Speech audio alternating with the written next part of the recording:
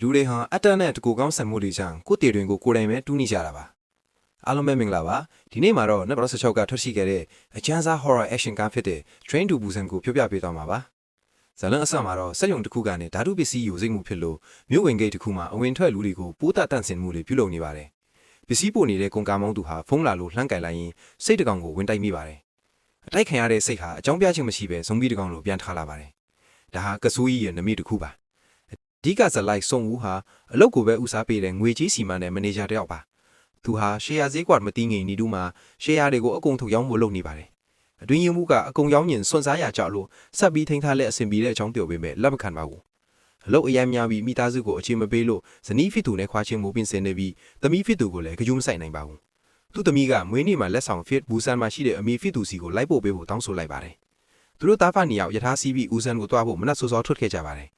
ယထာထော်ခါနီးမှာပဲခြေတော့မှတန်ရာရထားတဲ့မိန်းကလေးတယောက်ယထာပေါ်ခိုးတက်လာပါတယ်သူမဟာဗိုင်းရပ်စ်ကူးစက်ခံထားတာပါယထာစားထွက်ပြီးမကြခင်မှာပဲအဲ့ဒီမိန်းကလေးဟာဇွန်ဘီဖြစ်ပြောင်းသွားပြီးယထာဝန်တန်းကိုကိုက်လိုက်ပါတော့တယ်စက္ကန့်ပိုင်းအတွင်းမှာပဲတယောက်ပြီးတယောက်အကိုက်ခံရရင်ကူးစက်မှုတွေမြန်မြန်ဆန်ဆန်ဖြစ်လာပါတယ်အဲ့ဒီမှာပဲတခြားစက္ကန့်တွေကိုမြင်ရမှာပါတန်မာတဲ့ခင်မြင်တိတုဆန်ဟွာနဲ့သူ့ရဲ့ကိုဝင်ဆောင်မီနီစောင်းချောင်းအထက်တန်းကျောင်းထမ်းအားကစားသမားတွေနဲ့တကိုကောင်းဆန်တဲ့လုံငန်းချင်းတွေပဲထစ်ပါတယ်သူတို့ဟာကူးစက်ခံရတဲ့အတွဲကနေတခြားနေရာပြောင်းချိန်အကိုက်ခံရဖို့တိတိလေးလွတ်လာပါတယ်ကူးစက်မှုတွေဟာယထာဘော်တွေမဟုတ်ပဲမြို့တော်များများမှာလည်းထိနေကြတာပါအိမ်မှာကြံခဲ့နေတဲ့စွန်ဘူးအမေဟာလည်းဗိုင်းရပ်စ်ကူးခံလိုက်ပါပြီယထာဟာဘေးကင်းမဲ့လို့တရင်ရတဲ့ဒဲကျွန်းပူတာမှာနောက်ဆုံးခရီးဖြစ်ရမှာပါအဲ့ဒီမှာစစ်သားတွေကခီးစင်တွေလုံခြုံရေးအတွက်တာဝန်ယူအသင့်စောင့်နေတယ်လို့ရင်မောင်းကကြေညာပါတယ်ဒါပေမဲ့သူတို့ရောက်နေတဲ့နေရာဟာတီးတန့်ပိတ်ချထားတဲ့မြို့ဖြစ်လို့ဘူဆန်ကိုပဲဆက်သွားဖို့ယထာမောင်းကိုတကူကောင်းဆန်တဲ့လူကညှိနေပါတယ်သူတို့ကိုလုံခြုံအောင်ပိတ်ချမဲ့စစ်သားတွေကလည်းဇွန်ဘီတွေအဖြစ်ပြောင်းကုန်လို့ပြေးစရာနေရာမရှိခေတ်ကယထာစီးကိုပြန်ပြေးလာကြပါတယ်စွန်ဦးဟာလူတန်ကြီးရဲ့ကိုကြီးနဲ့သူ့သမီးလေးကိုကယ်တင်နိုင်ခဲ့ပါတယ်အသေးတန်လိုက်နေတဲ့ဇွန်ဘီတွေကနေအသီးသီးကိုလိုယုံရင်လူစုခွဲကုန်ပါတယ်ဂျန်နေခဲ့တဲ့လူတွေကိုစောင့်ရင်းကိုယ့်ကကိုပဲစဉ်းစားတဲ့လုပ်ငန်းရှင်ကအကုန်လုံးကအသက်ရှင်စေခြင်းလို့ကြိုးစားနေကြတာဆိုပြီးယထာမထွက်သေးလို့အော်ဟစ်နေပါတယ်ဂျန်နေခဲ့တဲ့စွန်ဦးဆန်ဟွားနဲ့ចောင်းသားလေးတို့ဟာထွက်သွားတဲ့ယထာကိုလိုက်ရင်ဘေးကင်းတဲ့ဒရက်စီရောက်ဖို့ဇွန်ဘီတွေရှိတဲ့နေရာတွေကိုဖျက်ကျော်တိုက်ခိုင်ရင်အချင်းချင်းပူးပေါင်းမိသွားပါတယ်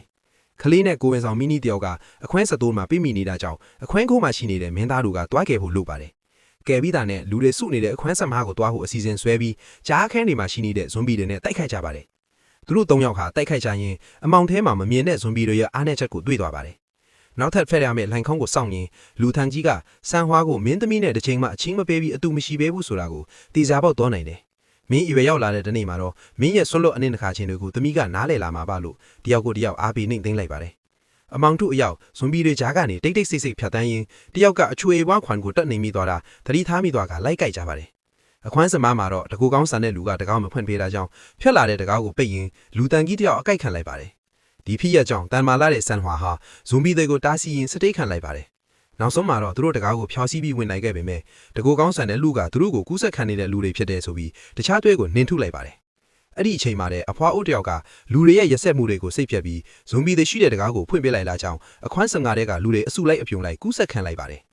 ်သူတို့သွားမဲ့ဘူးဆန်မှာလည်းအကုန်ကူးဆက်ခံပြီးအပိတ်ခံလိုက်ပါပြီဘူးဆန်ကိုမရောက်ခင်လမ်းမှာယထာပိတ်နေတာကြောင့်ယထာတစ်သိက်ကိုပြောင်းစီးရပါတယ်လုံနှန်းရှင်ကတော့တကူကောင်းဆန်စွာအနေတခြားသူတွေကိုတွန်းထုတ်ပြီးလွတ်အောင်ပြေးရင်းနောက်ဆုံးမှသူကိုယ်တိုင်ကလည်းအကိတ်ခံလိုက်ပါတယ်စွန်ဦးသမီးဖြစ်သူတဲ့ကိုဝင်းဆောင်မျိုးသမီး3ယောက်ဟာယထာတစ်သိက်စီကိုကူးလိုက်နိုင်ပါတယ်